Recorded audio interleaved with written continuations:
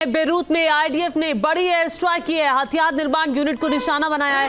Hezbollah को भारी नुकसान की खबर है, तो बड़ी जानकारी आ रही है। बेरूत में आईडीएफ की ये एयर स्ट्राइक देखने को मिली है। आप देखिए, ये आईडीएफ की एयर स्ट्राइक है इजरायली डिफेंस फोर्स की, चूंकि इजराइल अब पूरे तौर पर कल के हमले के बाद पूरे स्ट्रैटेजिकल प्लानिंग कर रहा है कि अब उसको कहां पे हमले कर रहे हैं। अभी जो जानकारी आ रही है उसके मुताबिक बेरूत में हमला किया है आईडीएफ ने, बाकायदा अपनी एयर स्ट्राइक को अंजाम दिया है और इस एयर स्ट्राइक के जरिए वहां बेरूत में हथियार निर्माण यूनिट, जो कि हिजबुल्लाह के लिए रीढ़ की हड्डी का काम करती थी, वहां से हथियार मुहैया होते थे, उस हथियार निर्माण यूनिट को निशाना बनाया है ताकि हिजबुल्लाह को भारी नुकसान पहुंच सके। और ये उसी की तस्वीर आप देख रहे हैं, जिस हथियार निर्माण यूनिट को निशाना बनाया गया है। यहीं पर ही हथियारों की बड़ी खेप हिजबुल्लाह के लिए तैयार होती थी और उन्हीं हथियारों का इस्तेमाल हिजबुल्लाह के लड़ाके किया करते थे। उसी हथियार यूनिट को सीधे टारगेट पर रखा है इजरायली डिफेंस फोर्स ने।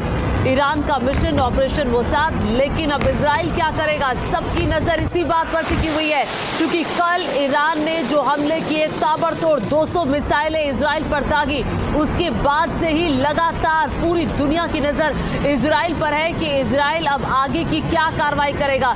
क्योंकि लगातार यूएस की तरफ से भी बात की गई है, जो यूएस प्रेसिडेंट है उन्होंने भी बेंजामिन नेतन्याहू से बात की है, यूरोप का समर्थन हासिल है इजराइल को। लेकिन अब आगे क्या होगा, आगे की क्या स्ट्रेटजी इजराइल अपनाएगा, यही पूरे विश्व की नजर इसी बात पर टिकी हुई है। और ये देखिए, ये उस वक्त की तस्वीरें जब एक के बाद एक धुआंधार 200 मिसाइलें दागी गई इजराइल पर। इजराइल दहल गया। इजराइल ने नहीं सोचा था कि इस तरह से ईरान इतना बड़ा हमला करेगा। ईरान की दरअसल ये जो कार्रवाई थी इजराइल की लेबनान में नसरल्लाह के मारे जाने के बाद जो एक चिंगारी उठी, उसके बाद ईरान एक किस्म से इजराइल पर यह कार्रवाई करके जो हमला इजराइल ने किया था उसका बदला लेना चाह रहा था। खबर यही थी, चूंकि ईरान ने कहा था कल कि हमने बदला ले लिया, बदले की कार्रवाई की। नसरल्लाह पर जो बड़ी कार्रवाई हुई थी ये उसका बदला था।